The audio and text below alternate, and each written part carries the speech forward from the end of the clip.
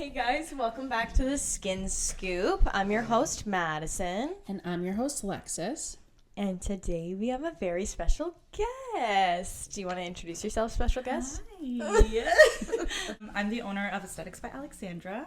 I recently opened up my own home-based spa at the end of December. What motivated you to take the leap? Yeah, I think for a long time I always envisioned working for myself. I've only been in the aesthetics industry for about 3 years now. And I knew once I started, like, that was it. And this is what I wanted to do. And I always knew that I had a vision and I knew how I wanted to approach the industry and people and, like, the things I wanted to do.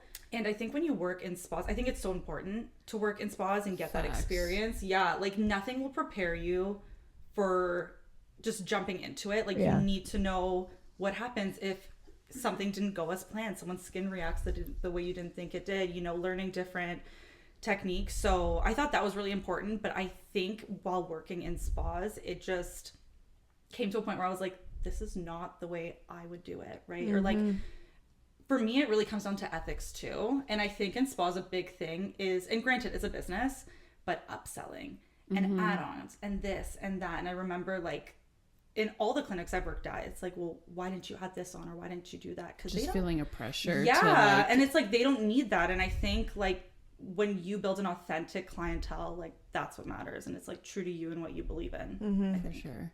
Yeah, I think that's a huge thing also with, like, selling skincare too. I remember the first spa I worked at, it was like any commission that you got, it was tiered, so it was based on, like, how much you sold, and then they would, like, put it in the back with everyone's names and stuff, and it just felt very icky almost, because it was like you had to sell a certain amount for the month, and it was like, I mean, you feel a little bit pushy.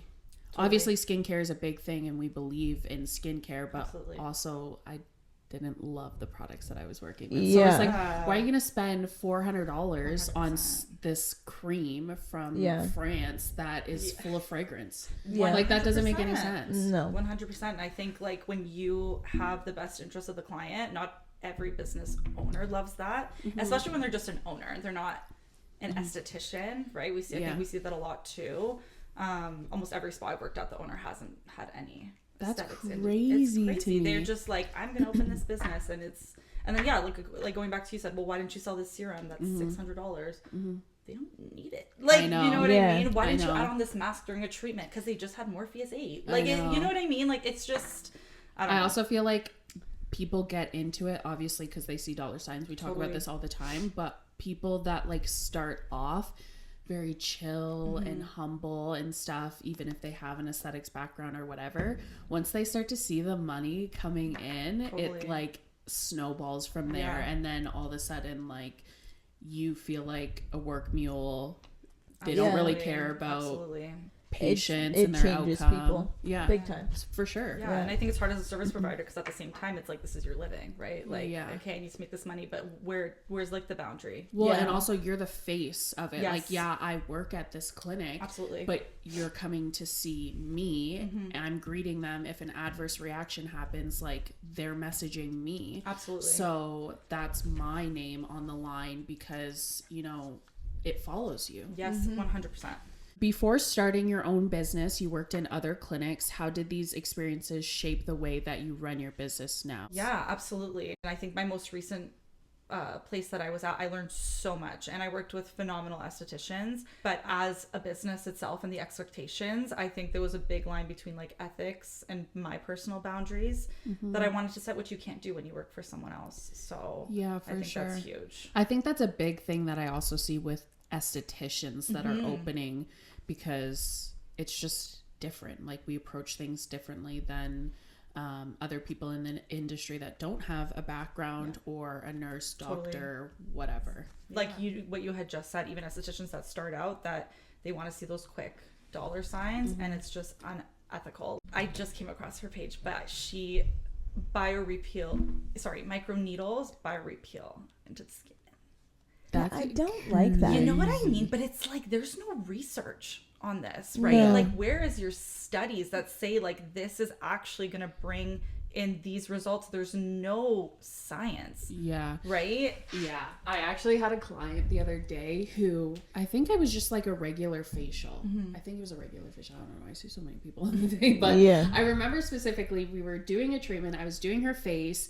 And I was like, you would really benefit from like a chemical peel or whatever. And she was terrified of chemical peels. And I was like, well, they don't have to be scary. Like, they don't have to have a downtime or anything like that.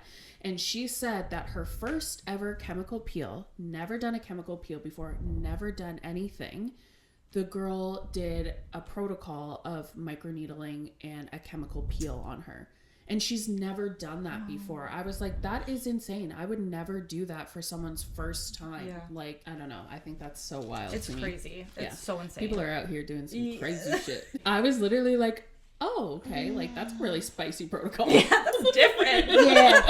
Where'd you get that one? She was like, yeah, like, I was raw, sore. It was awful. And I was probably like, yeah. swelled like a balloon. Yeah. And I was like, you won't experience that with all chemical peels. Like, don't worry. I promise you it'll be fine. Yeah, 100%. But scary. Oh my gosh, so scary. Out here terrifying people. I know. Yeah. What has been the biggest challenge of transitioning from clinic work to running your own spa? I think it's just everything is on you. And that sounds like a given. But when you take a step back, it's like no one's doing your content. No one's doing your books. No one's doing your messaging. Like nothing is going to get done if you don't do it. So just really dedicating 24/7, like 24/7, it's either content or it's messaging. And I think also starting out, it's why are they coming to you, right? You need to advertise that. Like, what are you promoting that's going to draw people in? And I think starting out, that's definitely like a huge challenge because great, you created this Instagram page. Great, you have this website, but what else, right? Like, what are you doing that's drawing people? And what sets you apart? Exactly. And that's the biggest thing. The beauty industry is huge. The aesthetics industry is booming. And again, we have people that we see, I think even as solo estheticians that take shortcuts and, you know, they're bringing in all this money. I think that's a big thing too, is seeing these pages that are huge. And then you look at their videos and it's like, why are you doing that? Right? Like same thing, like we were saying with the microneedling and like the chemical peels and all that stuff and doing all these combination treatments because it's quick money. But at the end of the day, when you are true to you, like for me, I think again, ethics is huge and really following science and research and having that backed by what you do is so important, and that takes more time. But I think, yeah, again, bleeding with that, and then also just everything else. Like you are it. That's it, right? Yeah. Like this is all up to you. Your success determines how hard you're working towards this, and what's, again, like what you said, what separates you from other people. So yeah, that's huge for sure. And then obviously the finances too, of course, which is like it's given, scary a little it's bit. Scary. I bet. Like the upfront, like do you retail products so as well? Right now I have a couple of lines that I work with, but I haven't made a jump towards any big brand because I think a big thing for me is I haven't found a brand that's feasible for me right now, obviously without a medical director, that I'm like, I love all of these products, or I love majority of these products. I really want to believe in what I sell. Yeah. And if I feel I've come across brands that I'm like, I just don't love these, or no one's going to buy this for basic results. Exactly. You know what I mean? Yeah. So I think that's a big thing. So there's a lot of things that I haven't done yet because again, I just want to be really strategic and really honest and authentic to what I believe in and what I think works. Another big thing that I want to lead with is things that work for like an everyday person, right? Not everyone can go do a $300 treatment and then spend $400 on products. So I really want to find that middle as well. So that's a big thing too. Your services include facials, lashes, and brows. What inspired you to focus on these treatments? I do believe that those things are like my niche. I think a big part of me wanting to go solo is kind of finding what I love. I believe that some people do the waxing, nails, facials, all in one spa, and it works, and I think that's amazing. But I believe that those are things that I'm passionate about, and I think when you're super passionate about the services that you offer, they're executed like 110%. Totally. Because obviously in the medical aesthetics, you learn front to back everything. But I don't love waxing. I could offer it for a quick, $80 on a Brazilian wax, sure, but I don't enjoy doing it. People feel when you don't enjoy something. I also hate waxing. I'm like, girl, not me. Like I just do like the brows, like that, but like that's body, easy. yeah, and I just love doing it. I love the results it gives. I think it's immediate, which is great, which you don't always get from a facial. So I find that's kind of like the nice middle. And I just love the skin. I'm so passionate about it. I love learning. I think like the industry is just booming, and there's so much new research coming out all the time. And I think it's incredible, like what we as estheticians are able to do and have access to. So especially here, because when we were in California, they were like shook with the things that we could do. Really? Yeah. Well, it's obviously different, like state to state, but I think it's very restricted in California. Yeah, it is. And so they couldn't do microneedling. No, the regular like estheticians there, they didn't even have medical estheticians. What? I think that's very big in the States, though. Like, they don't... Yeah, so it's just estheticians, and all they could offer were facials. They couldn't do chemical peels. They couldn't do microneedling. No they weren't allowed to touch laser devices. Yeah. So, like, when we're talking to these doctors, derms, plastics, and we're like, yeah, we operate these lasers, they were like, what the fuck? Really? They were baffled. Yeah. They were like, you're not a nurse? We were like, no. I've also gotten into so many little tillies online with people that are trying to discredit me for saying that I'm a medical esthetician because that's not a title in the States. And I'm like, well, I'm in Canada and that's what I went to school for. So fuck off. Yeah, that's my paper, actually. That's what my certificate thank says. you. Actually, medical esthetician. Yeah. But it was crazy. Also, just a little tidbit, because I find this so funny. It's like so offside. But anytime we're talking to like plastics, doctors, derms, Lex always tells them that she's 40. No, 43. I say I'm 43. And I remember this one guy, he was like, wow, you look so good. You look like you're in your mid-20s. Like, why wouldn't I lie to men for fun? Of course. Naturally. I'm in a different country. Like, nobody knows me. The guy was baffled. Yeah, he was like, your hilarious. skincare routine must be so good. Let me know But what you're using. also, a lot of them, like, don't really believe in skincare or treatments. Yes. Some of the plastic surgeons I got like very bad vibes from. Oh yeah. And I was like, ugh. In the perspective of like they just believe in treatment. That's it. Like they don't sell skincare. Yeah. What do you mean? They don't believe in skincare. They don't believe in pre and post care. What? Yes. No way. Yes. Yeah. I was like, okay. But so then what do they do? They also believed she was 43. There you go. Okay. Maybe that's our answer. So there's that too. They were like, wow, the treatments you must do. Yeah. But I was like, let it's me the know. fucking skincare. You should try some.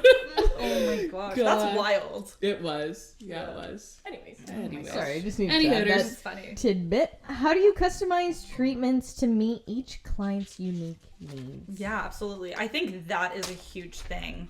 And that's something that I really wanted to kind of change that approach. So I don't have a set menu. All my facials are just booked as a customized facial. And then when someone comes in, we decide what we're doing. Thank you. I think for me, and I don't think it's a bad thing, but I think when there is a set menu, sometimes, especially individuals who have never had a facial or they've never done any sort of aesthetic or beauty treatment, they look at a menu and they're like, I don't feel like I fit into any of these, or this doesn't look like anything that I want. Or they don't even know the names of the concerns. Exactly. Like, they don't know that the redness is rosacea or whatever. Absolutely. Absolutely. Yeah. So I think that was a really big thing for me. So that's how I approach my facials. And I find we could look at a client and they have hyperpigmentation.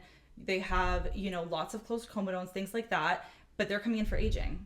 You know what I mean? But as an esthetician, it's like, oh, you need to treat these things, but they actually are coming in for something totally different. Yeah. So I think that's a huge thing too, is like just listening to the client and really understanding why they're in your bed, or what they're here for, I guess.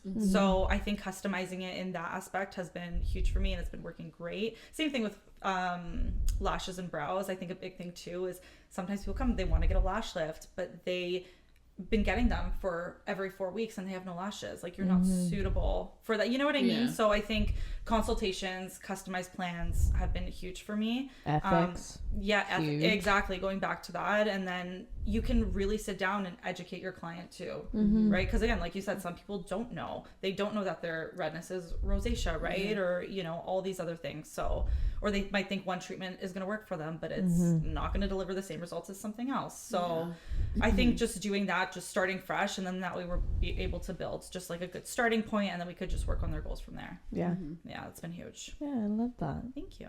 What's your favorite treatment to perform and why? I personally believe there's nothing like the power of your hands as an esthetician, and I think that's where aesthetics was rooted from. I used to be super, and I still am, I love the medical side of aesthetics, but the previous clinic I was at was also very in tune with the nervous system, massage, like we had like a collaboration of both, and I found that I really did love that, and that also drove really great results. And so much stems from inside of us and our lymphatic system and our nervous system and all these other things.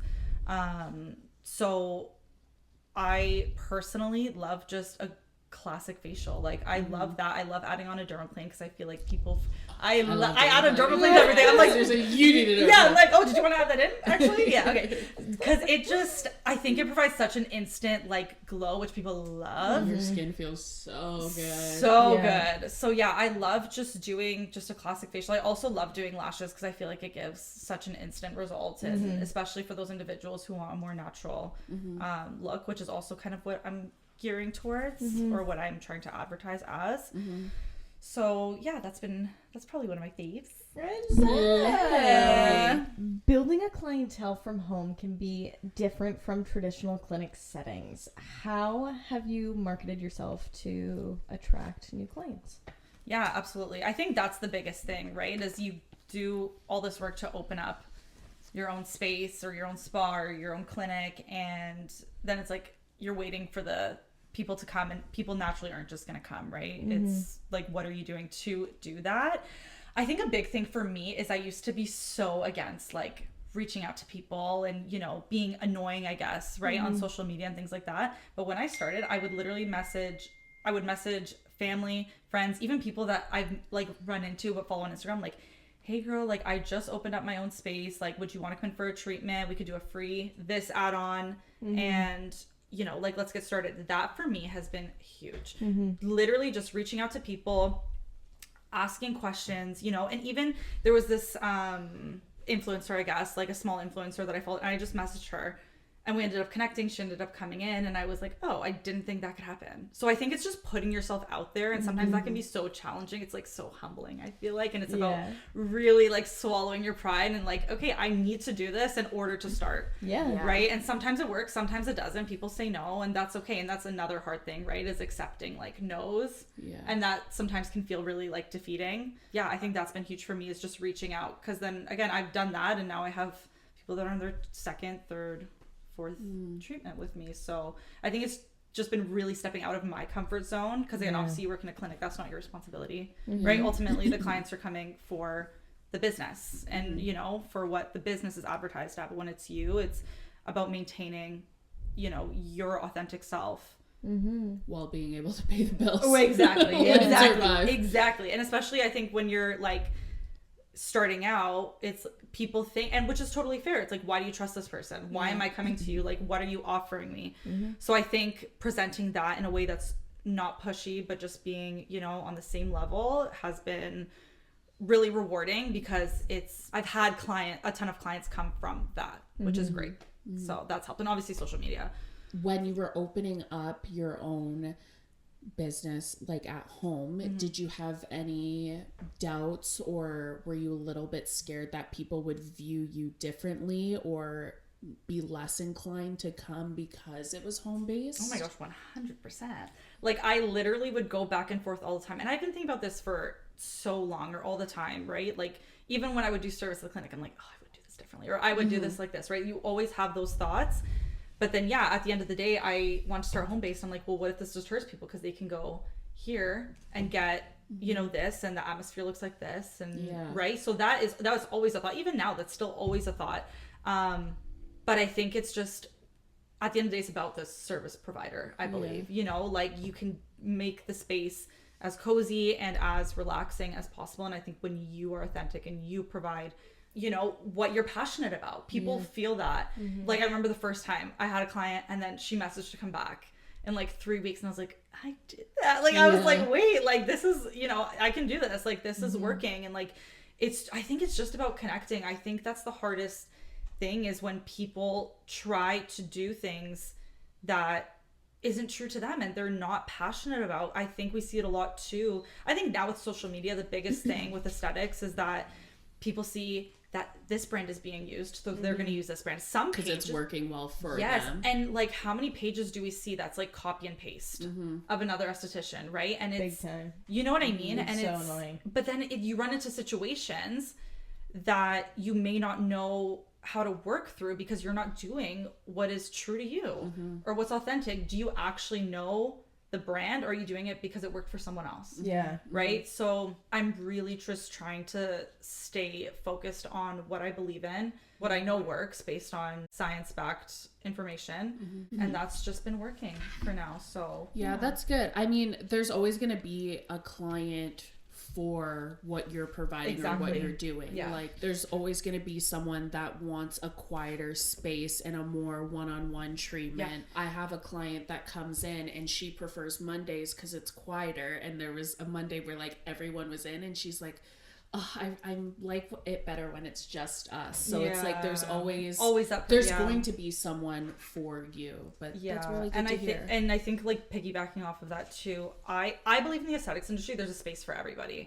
You know what I mean? I think people come to you for you, like you said, right? There's always going to be a client that wants something different, but I think when you're just true to you, true to what you provide, and you're honest, like that's the biggest thing. Well, it's like the float spa that we went to. Like, oh, what? walking What in is there, that? it's very like, it's like the Mandarin walking in there. Yeah.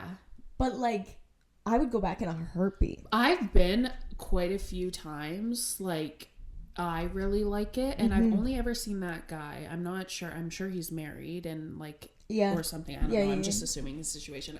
He might not be married. That's besides the point. That's besides the point. I've never seen like anyone else there. I've seen him there before, and then I've seen like a number of different estheticians and RMTs and stuff. And like, it's beautiful when you're in the rooms. I would say it's definitely a little bit dated. Yes. In certain parts of it, but like just the way that they are so welcoming and so nice and so friendly and so accommodating, and like it was just lovely. And I love the rooms, but like again, it's like it's not the bougiest experience when you walk through the door, but like I'd go back there in a heartbeat because I enjoyed floating in that little pool. And the people that work there, like that makes the whole experience. If I go in and someone's crusty at the front, I'm like, fuck this place, I'm not coming back. Fuck this place. What advice would you give to estheticians looking to start their own business, especially from home? Just be ready for it all. Like everything that comes, just a shitstorm.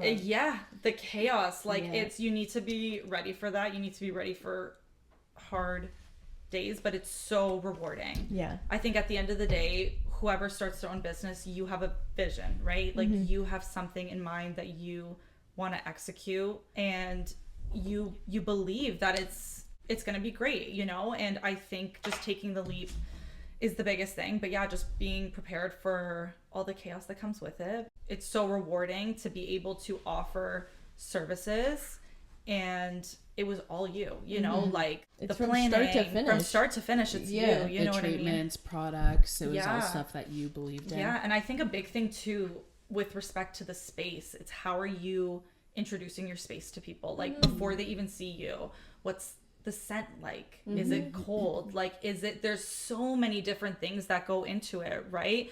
Like cleanliness always obviously in any space is huge, but especially someone's coming down and laying down and having a treatment, like what does your space look like? Where do you have clutter? You know, is there dust in that corner? Like really, like you have to be mindful of everything, because people see that, and then when they see you, right, like are you wearing an overpowering perfume? Like it's just like little things that you need to always keep in mind to provide 10 out of 10 service. Have you ever had any like not good clients at your home space? You know what? I haven't. Like I've been very lucky in the sense I've had a couple people that have never had a treatment. So it's like everything, I feel like it becomes sensory overload sometimes. Like, oh, what are you doing? And what does this mean? And which again, there's nothing wrong with this, but like a ton of questions within treatment. Or do you guys get when you have a client that just can't relax? But you know you're doing everything how you always do it, and it's like their eyes are open the whole time. And you're like, stop and I'm like staring at me. Or like, even when you have the peel and you're like, can you close your eyes? Like, what are we doing? Anytime someone can't relax, I'm like, close your eyes, think of your happy place. You're gonna relax for an hour. But I'm very lucky so far that all's been good. Where do you see Aesthetics by Alexandra in the next few years? Any new services or expansions you're planning? Yes. I would love to. I think my 5 to 10 years, like a storefront for sure. I'd love to put that into the universe. But I think that would be the biggest thing. But I do believe that the most important part in any industry, but especially in aesthetics, is education and continuing education. I just want to always continue learning, and I love learning from other estheticians too. We talk sometimes and you tell me stuff and I'm like, what? Like, I didn't know that. You know what I mean? I think learning is the basis, and it's so important.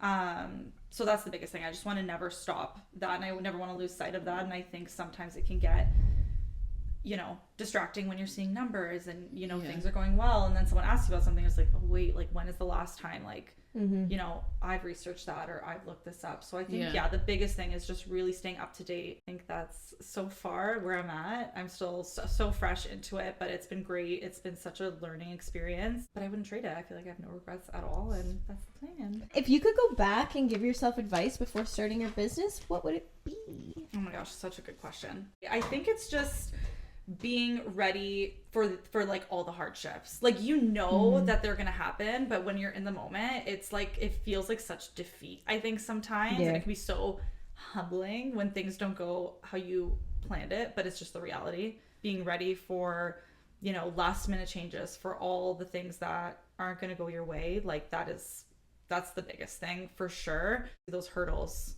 are gonna happen, and it's just dealing with it real time can be really challenging sometimes. So I think just being ready for everything that comes, you know. There's so many things. Question of the day. We ask everyone a question of the day. So everybody has to answer. So our question of the day is, what's one mindset shift that helped you grow your business from home with confidence? Like, I think this is a really good way to just touch on, obviously we just talked about hurdles you experience, but imposter syndrome is such a big thing in the industry, whether you have your own storefront, you're working from home, or you're just a regular esthetician showing up to work and showing out on social media. Like, imposter syndrome really can get the best of you. So was there something that you had to do for yourself, or a mindset shift to take away those limiting beliefs that gave you what you have now? The imposter syndrome, we see estheticians online, and I think successful estheticians, we all know the Dallas esthetician. You know, there's so many estheticians that have these big followings, and I'll never have that. Like, I'll never, you know, how do I do that? Like, I won't be able to get there. Well, and then it's making excuses. For me anyways, that's what I've done, is I used to make excuses and be like, well, I don't have this, or like, I'm not there yet, so that's why I can't do it. But you like keep yourself in the box. Exactly. And I think you need to step out of that. Like, everyone started somewhere, you know. And I had a really, really great conversation with an esthetician the other day, actually, who's super successful. And, you know, we were chatting, and she was like, when I started, she was like, I think for 6 months, she was like, I had maybe one client a month, you know. And she was like, that was the reality. And she's like, I invested probably $10,000 into starting, and here I am with nobody, you know. But now she's huge. But she was like, I needed to she's like, I was posting every day. We see success, and you don't think for yourself you can, for myself anyways, like, you don't think you'll ever get there, achieve it, but you need to step out of it. And sometimes Madison and I've had this conversation, like, you need to be a little delusional. Like, you need to be a little, you know, you really need to just, like, you just gotta do it. You just have to do it. And, like, you can't think, you know, oh, I do this, and what if this, what if this, what if this, but like, what if it's the best decision you make, you know? What if this is it? Like, and what if you won't know until you do exactly it. And I think the biggest thing is, like, the only time you know failure is when you've tried. I think it's just really talking to yourself in a positive way, because I am very witchy woo woo. I believe in, like, affirmations and manifestation, and what you put out in the universe is going to come back to you tenfold. So, like, anything that is meant for you is going to come to you. And I just think that you need to talk about it in a positive way, and like, it's already there. Because if you don't believe in yourself and you continue to talk about yourself negatively, then that's what it is. 100%. Like, it's not going to come to you. So even just when I started social media at first, like, I hated talking on my stories. I still kind of hate talking on stories, but like I didn't do a lot of things, so I wasn't like really there, like I wasn't present, where I feel like I am very present in my social media, and it's me, like I'm authentically being myself and posting what makes me feel good. Yeah, I think the same thing. I was gonna say, finally, like, being comfortable over the years of being an esthetician to, like, now be my authentic self, because not everyone likes me. Like, I am sometimes a hard cup of tea to have. Like, I get that. I think that's with anybody, though. Like, you're not going to be everyone's person. Yeah. That's why Exactly. it's such a good thing to have so many different estheticians to see. 100%. But, like, the clients that come to me and stay with me, they love that side of me.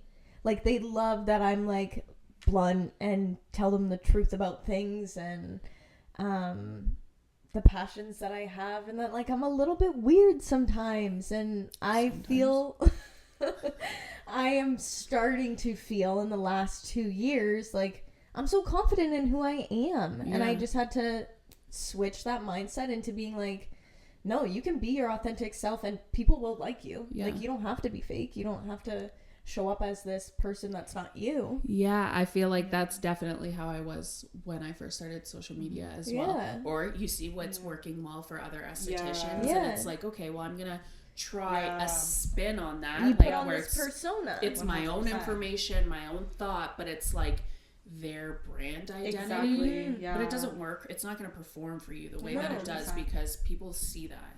Absolutely, yeah. And now we're all just authentically us, and I love it. And we have 2 brands. We got the brands, each, branding. Like, it's great. Yeah.